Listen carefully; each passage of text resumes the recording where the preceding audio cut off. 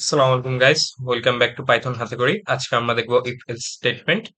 তো if if else স্টেটমেন্টের মধ্যে মূলত তিনটি জিনিস রয়েছে, ইফ, এলিফ এবং এলস। তো আজকে আমরা মূলত ইফ স্টেটমেন্ট নিয়ে কাজ করব, যেটা হচ্ছে we use if statements to check our conditions are true or not, so that we can print outputs according to it. তো এটার মানে হচ্ছে যখন আমরা কোনো কন্ডিশন দিব, সো ওই কন্ডিশনটাকে ট্রু নাকি ফলস সেটা চেক করে আমরা ওই অনুযায়ী একটা আউটপুট প্রিন্ট করব। তো এটা কিভাবে?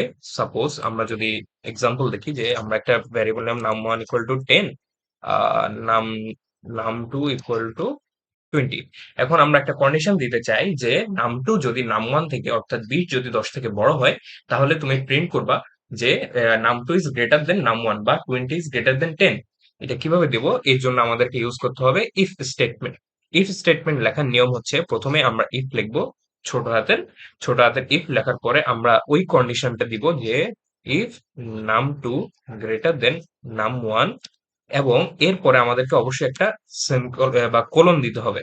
এই কোলন দেওয়ার পরে যদি আমরা এন্টার প্রেস করি, তাহলে দেখবা যে এখানে অটোমেটিক্যালি আমাদেরকে একটা বা দুইটা বা চারটা, বিভিন্ন আইডি তে বিভিন্ন ভাবে দেয় যে দুইটা অথবা চারটা অটোমেটিক্যালি স্পেস দিয়ে দিবে। এই স্পেসটা যদি আমরা না দিই, তাও কিন্তু এটা আমাদের অটোমেটিক্যালি চলে আসবে যখন আমরা কোলন দেওয়ার পরে একটা এন্টার প্রেস করব। তো এটা কি জিনিস? এটা হচ্ছে ইনডেন্টেশন। যদি আমরা দেখি যে Python relies on indentation. The blank space at the beginning of the second line is called indentation. তো আমরা যদি এই ইনডেন্টেশনটা না দিই, তাহলে কিন্তু এই ইফ স্টেটমেন্ট কাজ করবে না। তো ইনডেন্টেশনটা মাস্ট, এবং এই যে সেমিকোলন বা কোলন যেটাই বলো, এই কোলনটাও মাস্ট। তো এরপর আমরা দিলাম যে প্রিন্ট নাম 2 ইজ গ্রেটার।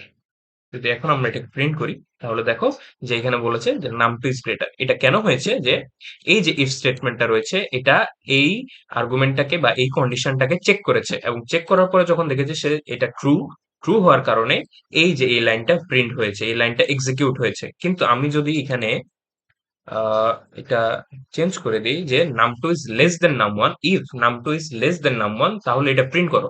এখন নাম 2 কি নাম 1 থেকে আহ ছোট? 20 কি 10 থেকে ছোট? কখনোই না। তো এটা তার মানে এই যে আমার যে কন্ডিশনটা আছে সেটা ফলস হবে।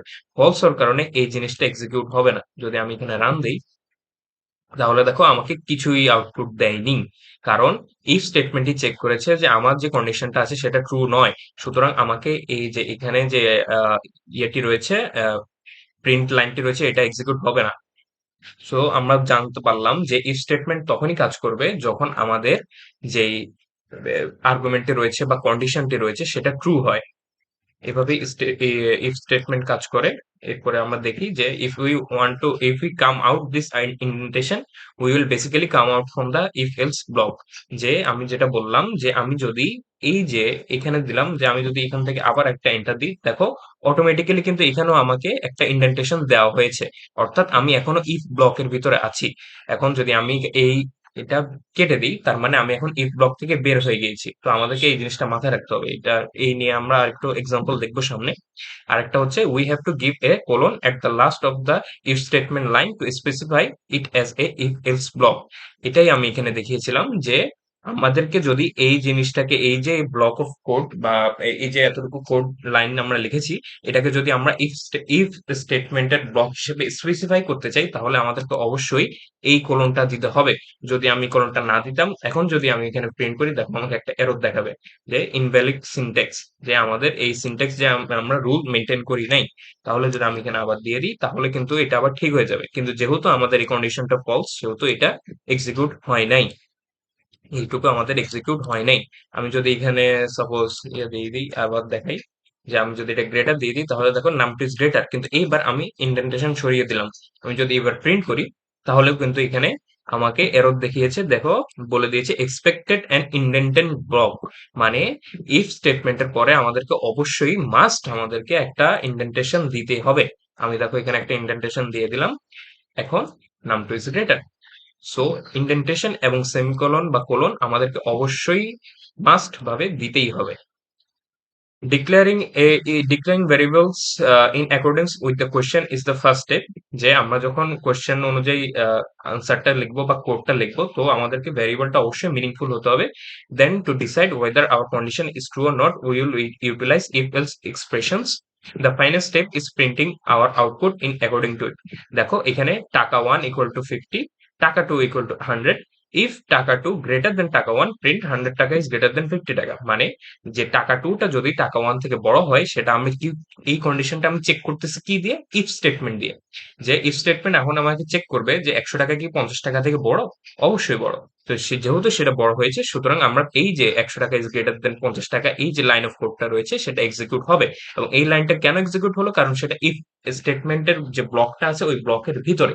যদি এটা ব্লকের বাইরে হতো তাহলে এটা আলাদাভাবে এক্সিকিউট হতো।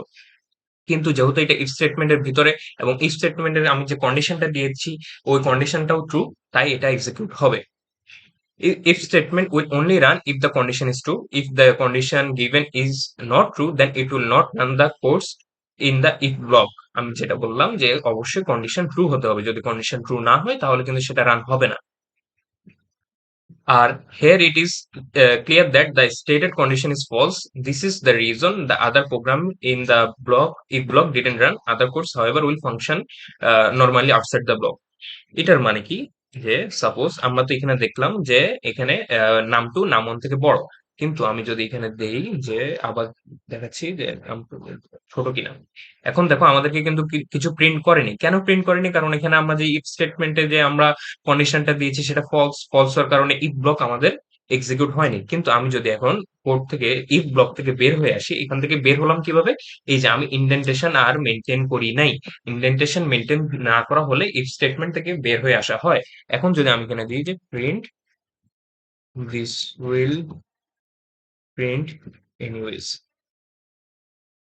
এখন দেখো দিস উইল প্রিন্ট এনিওয়েজ। এখন এখানে এটা প্রিন্ট হলো কেন? এটা তো প্রিন্ট হয় না, তাহলে এটা প্রিন্ট হলো কেন? কারণ এটা ইফ ব্লকের মধ্যে নেই। আমি বারবার বলছি যে ইফ ব্লকের ভিতরে যদি কিছু এক্সিকিউট হতে হয় তাহলে অবশ্যই আগে আমাদেরকে কন্ডিশনটা ট্রু করতে হবে। যদি কন্ডিশন ট্রু না হয় তাহলে কিন্তু সেটা এক্সিকিউট হবে না। কিন্তু এটার বাইরে যেসব কোড আছে সেটা অটোমেটিক্যালি যে নর্মাল ভাবে এক্সিকিউট হয়ে যাবে। যেমন এই যে প্রিন্ট স্টেটমেন্টটা রয়েছে এটা কিন্তু অটোমেটিক্যালি আমাদের প্রিন্ট হয়ে গিয়েছে, কারণ এটা ইফ ব্লকের ভিতরে নাই। এই যে লাইনটা, এই লাইন অফ কোডটার সাথে এই যে ইফ ব্লকের কোনো সম্পর্ক নেই। এভাবেই আমরা আরো অনেকগুলাই ইফ দিতে পারি। যেমন আরেকটা দিলাম, ইফ নাম ওয়ান ইজ লেস দেন, এখানে দিই লেস দেন নাম টু, প্রিন্ট বিগার। এখন দেখো বিগেরও প্রিন্ট হবে, দিস উইল প্রিন্ট এনিওয়েজ এটাও প্রিন্ট হবে। কেন প্রিন্ট হলো? কারণ এই যে ইফ স্টেটমেন্টের ভিতরে এই যে কন্ডিশনটা আছে এটা কিন্তু ট্রু। এটা ট্রু হওয়ার কারণে এই যে বিগেরটা প্রিন্ট হলো। আর এটা কিন্তু ফলস, এটা ফলস এর কারণে এটা প্রিন্ট হয়নি। আর এই যে যে আমরা যে প্রিন্টটা করেছি এটা কিন্তু কোনো ইফ স্টেটমেন্টের ভিতরে নেই, এটা কিন্তু ইফ স্টেটমেন্টের বাইরে। যার কারণে এটা অটোমেটিক্যালি প্রিন্ট হয়ে গিয়েছে। আমাদের এটা নিয়ে কোনো মাথা ব্যথা করতে হয়নি। তো এভাবেই ইফ স্টেটমেন্টটা কাজ করে। যদি ইফ স্টেটমেন্টের ভিতরে যে কন্ডিশনটা রয়েছে সেটা ট্রু হয় তাহলেই সেটা প্রিন্ট করবে বা রান করবে বা এক্সিকিউট করবে। যদি সেটা ফলস হয় তাহলে কিন্তু সেটা এক্সিকিউট করবে না। এবং ইফ স্টেটমেন্টের ক্ষেত্রে আমরা দেখেছি যে অবশ্যই ইফ স্টেটমেন্ট লাইনের শেষে একটা কোলন দিতে হবে। এবং ইফ স্টেটমেন্টের ভিতরে যদি আমরা কোড লিখতে চাই তাহলে অবশ্যই আমাদেরকে ইন্ডেন্টেশন মেনটেন করতে হবে। ইন্ডেন্টেশন কি? ইন্ডেন্টেশন হলো যে ইফ ব্লকের ভিতরে একটা দুইটা স্পেস বা চারটা স্পেস দিয়ে ইন্ডেন্টেশন করা হয়, যে সামনে যে স্পেস গুলো আছে সেটাকে ইন্ডেন্টেশন বলা হয়। এগুলো আমাদেরকে মাস্ট বি প্রোটেক্ট করতে হবে বা মেনটেন করতে হবে। এবং ইফ স্টেটমেন্টের বাইরে যেসব কোড লিখবো সেটা কিন্তু অটোমেটিক্যালি এক্সিকিউট হবে, এটাও আমাদেরকে মাথায় রাখতে হবে। তো আজকে এই পর্যন্তই। আমরা ইফ স্টেটমেন্টের কাজ দেখলাম। আমরা নেক্সট ক্লাসে এলিফ এবং এলস এর কাজ দেখবো। আসসালামু আলাইকুম।